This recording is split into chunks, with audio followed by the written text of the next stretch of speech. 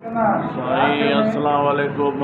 ये अहमद अली शेख अज असांखे ॿिनी प्यारे दोस्त अता हफ़ीज़ अली आरई साहब जे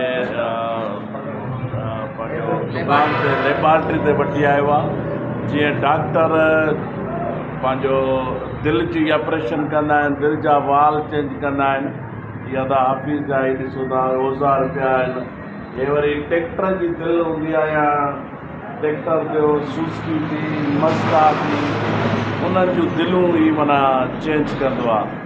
ऐं अहमद अली शेख अॼु असांखे अदा हफ़ीज़ जे दुकान ते छाई थधी करे खाराए थो ऐं इहा हिन जा थोरा आहिनि। असां अहमद अली खे चस ॾियूं था जो अहिड़ियूं मौसमनि में अहिड़ा मज़ा ऐं इहा अदा उस्ताद शागिर्द आहे जेको भॼंदो वियो बर्फ़ खणी आयो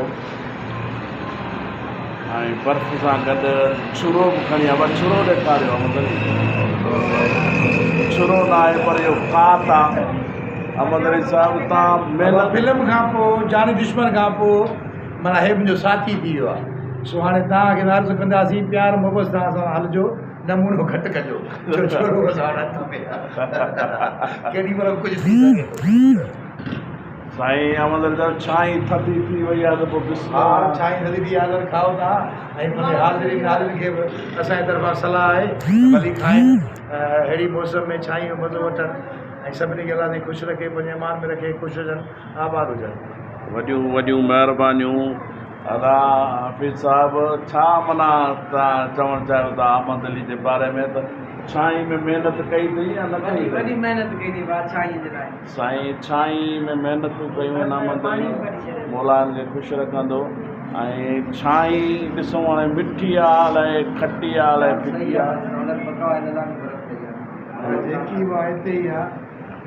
ऐं तव्हां दोस्तनि खे बि गुज़ारिश आहे अचो ऐं गॾिजी छाई खाऊं। ख़बर पए माहौल खे तव्हां पहिरीं छाई खायो था, अब खाई ॾिसो अहमद अली छाई हिकिड़ी खणो, दोस्तनि खे बि खारायो। तव्हां बि खाओ पाण छाई दोस्तनि खे बि खारायो।